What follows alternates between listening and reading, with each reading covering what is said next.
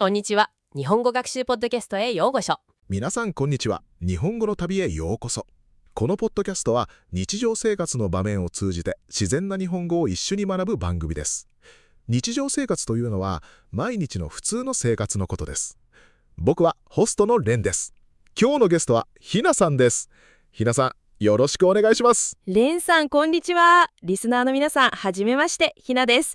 今日お呼びいただいてとっても嬉しいです。よろしくお願いします。今日のテーマはレストランでです。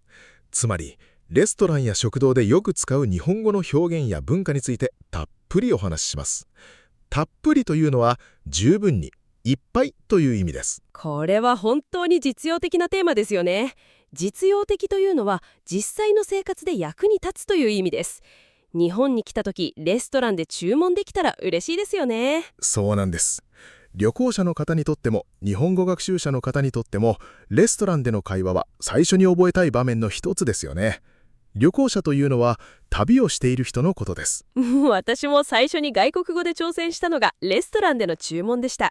ドキドキしながらメニューを見てうまく言えるか緊張した記憶があります。緊張というのは不安や興奮でドキドキしている状態のことです。ひなさん、では早速始めましょう。まず日本のレストランに入った時、最初に何が起きますか？お客さんはどう振る舞えばいいでしょう？振る舞うというのは行動する、どう対応するかという意味です。まずドアを開けると店員さんがいらっしゃいませと言います。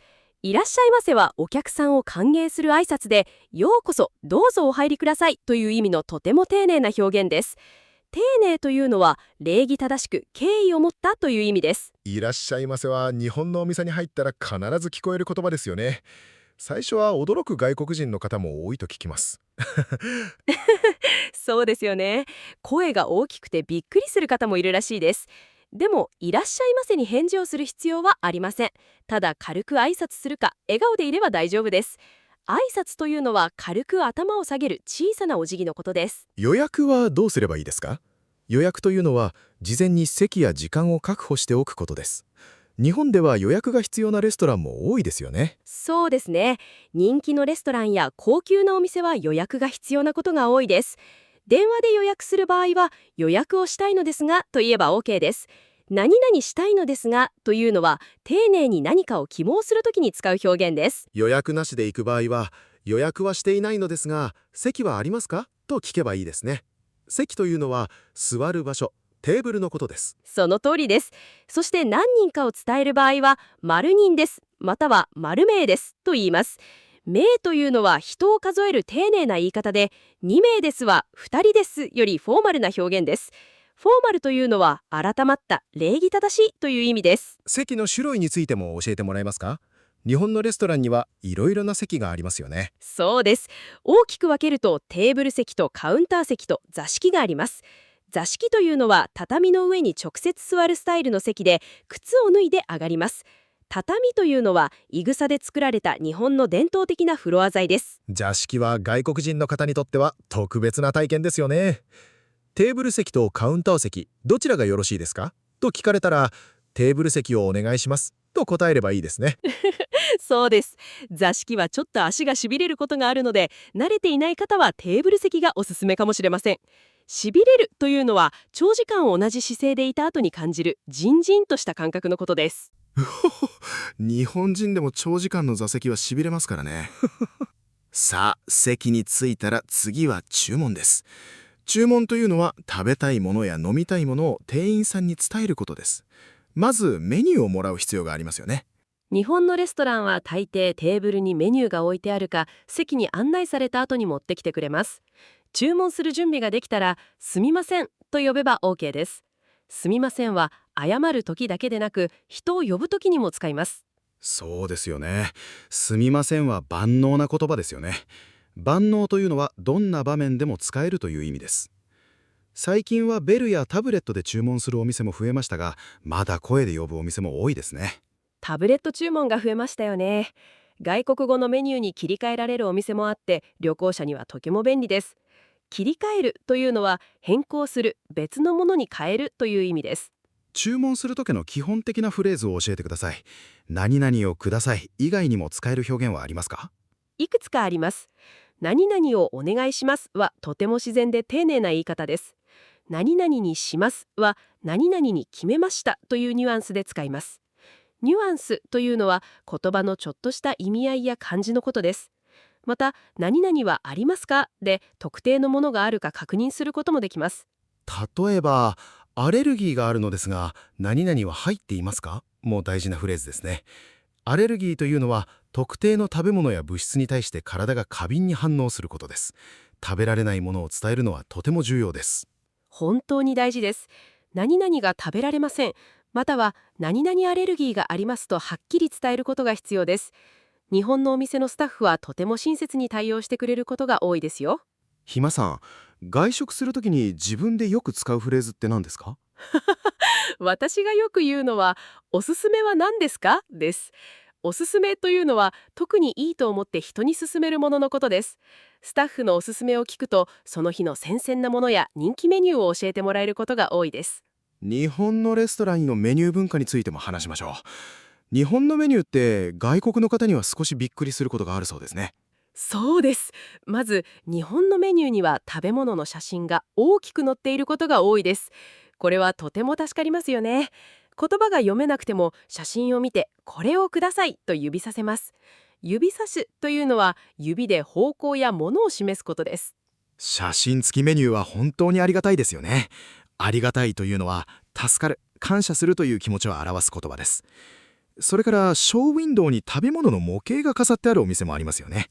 食品サンプルですね。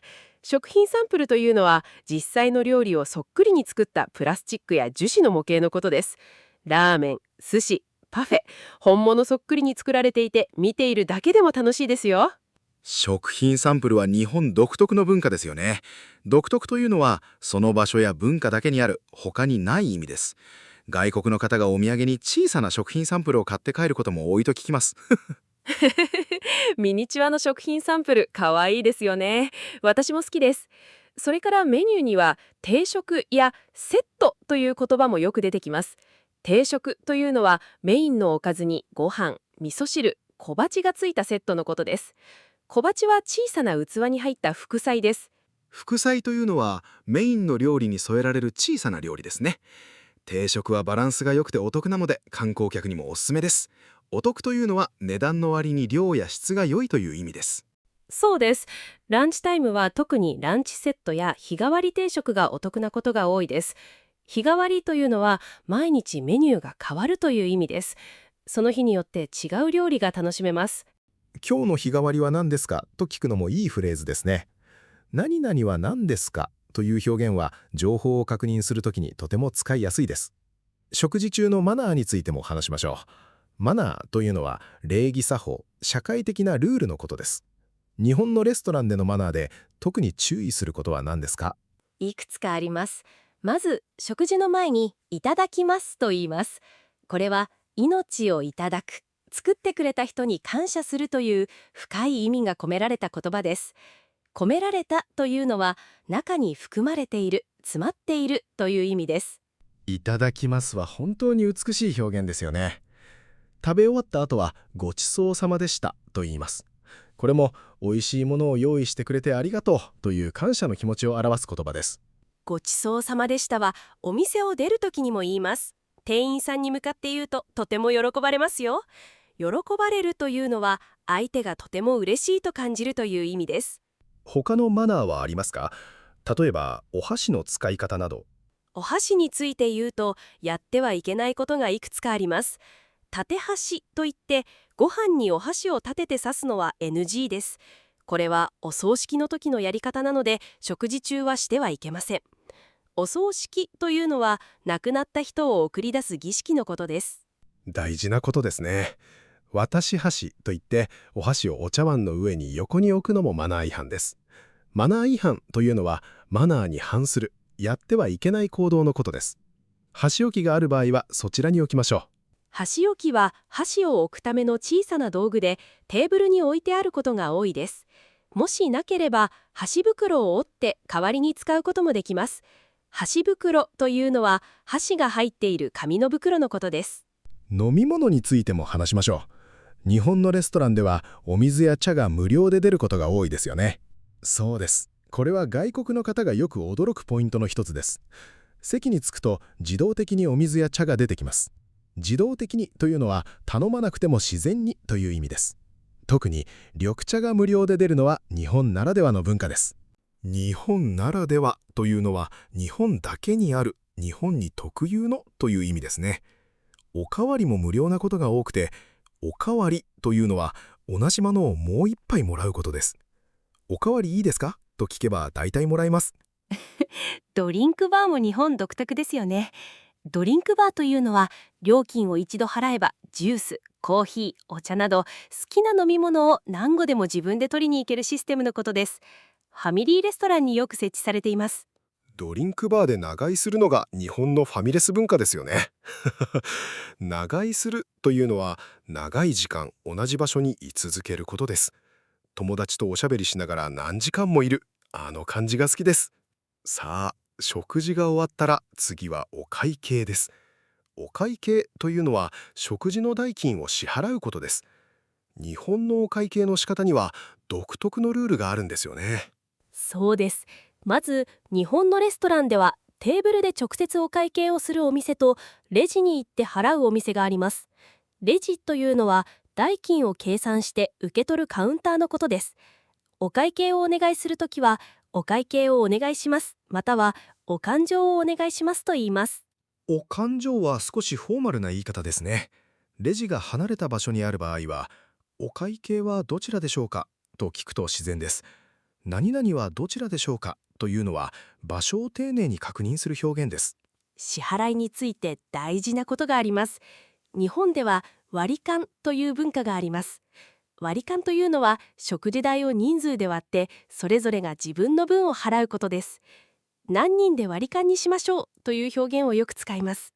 最近はキャッシュレス支払いも増えましたよね。キャッシュレスというのは現金を使わずにカードやスマートフォンで支払う方法のことです。使えるか確認するときは、クレジットカードは使えますかと聞けばいいですね。そうです。都市部のお店では対応しているところが増えましたが、小さなお店や地方では現金のみのところもまだあります。現金のみというのはお金の支払いに現金しか使えないという意味です。事前に確認しておくのが安心です。現金しか使えないというのは旅行者には困ることもありますよね。日本円を持っておくことは大事です。